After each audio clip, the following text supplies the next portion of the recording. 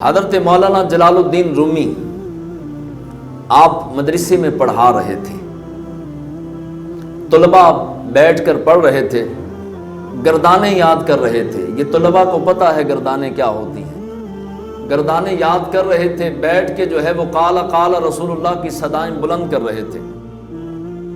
اچانک ایک مجذوب آیا، سادہ سے کپڑے، کئی جگہوں پر پیبند لگے ہوئے کپڑے، سلے ہوئے، ہاتھ میں عصا پکڑا ہوا، بکھرے ہوئے بال، مجذوبیت کی حالت کے اندر ایک مجذوب جو ہے وہ دوڑتا ہوا مدرسے میں داخل ہوا۔ پوچھا کون؟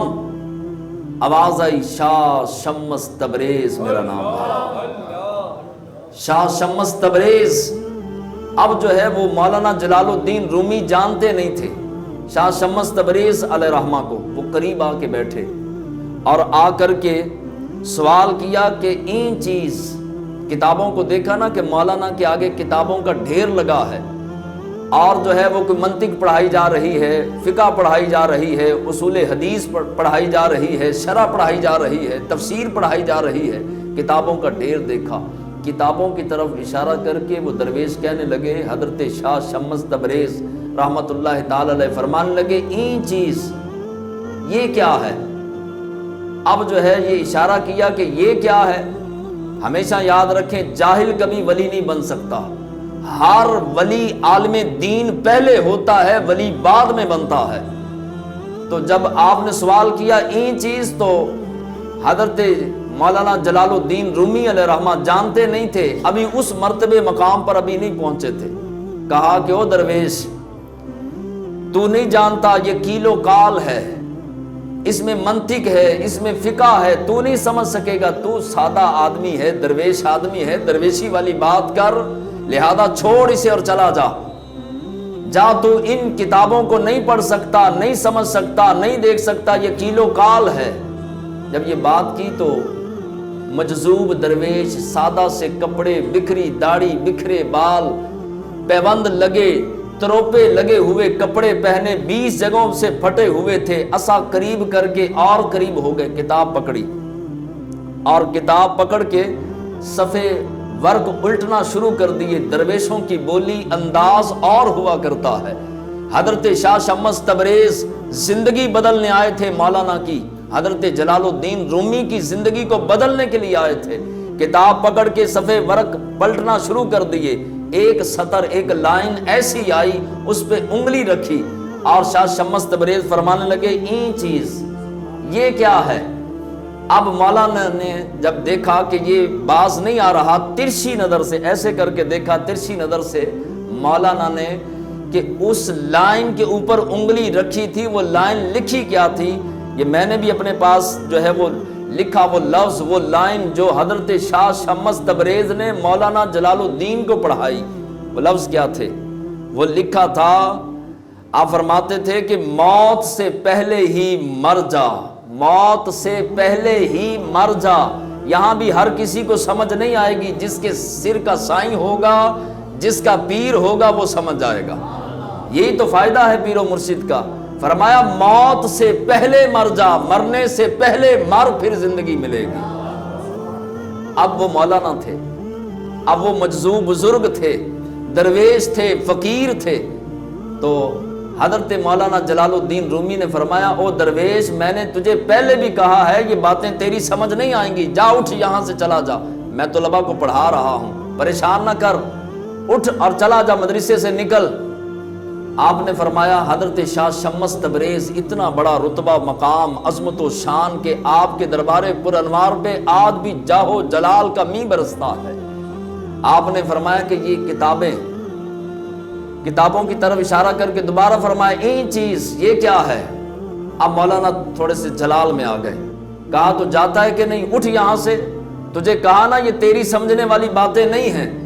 اب درویش بھی جلال میں آیا، مجذوب نے وہ ساری کتابوں کو جپا ڈالا اور قریب ہی وضو کرنے کے لیے تالاب تھا، اس تالاب میں ڈال دی۔ اب ساری کتابیں اٹھا کے تالاب میں ڈالیں۔ اب پہلے کے زمانے میں کتابیں مشینوں پہ نہیں چھپتی تھی، بلکہ ہاتھ سے لکھی جاتی تھی، سیاہی کے ساتھ، قلم کے ساتھ، ایک ایک کتاب کو لکھنے کے لیے کئی کئی سال لگ جاتے۔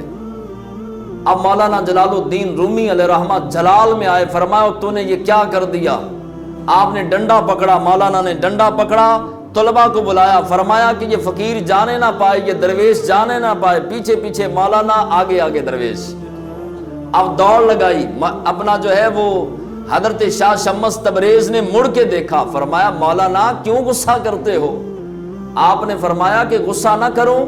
مولانا جلال الدین علیہ رحمہ فرمانے لگے میں غصہ نہ کروں، میری ساری زندگی کی کمائی غرق کر دی، میری ساری زندگی کی دولت غرق کر کے رکھ دی۔ لفظ کیا تھے؟ تاریخی لفظ تھے۔ آج کی تقریر ساری بھول جائیں، سو کے گزار دیں، لیکن جو ہے وہ یہ لفظ نہ بھولیے گا۔ مولانا جلال الدین رومی علیہ رحمہ نے کہا کہ میری ساری زندگی کی کمائی دولت تو نے غرق کر دی۔ شاہ شمس تبریز مسکرا کے فرمانے لگے تو نے ایسی دولت کمائی کیوں تھی جو غرق ہونی تھی؟ ایسی دولت اکٹھی ہی کیوں کی جس کو زوال تھا، جو برباد ہو جانی تھی، غرق ہو جانی تھی؟ ایسی کمائی کرتا، ایسی دولت جمع کرتا جو تجھے بھی تیراتی، خود بھی تیرتی، تیرا بیڑا بھی پار کرتی اور اپنا بیڑا پار بھی کرتی۔ اب جو ہے وہ مجذوب اب آگے آگے ہیں، اور مولانا جلال الدین یہ بھی چھوٹا نام نہیں، پائے کے عالم تھے اور پائے کے محدث، پائے کے بزرگ، اور بعد میں بہت بڑے ولی اللہ بنے۔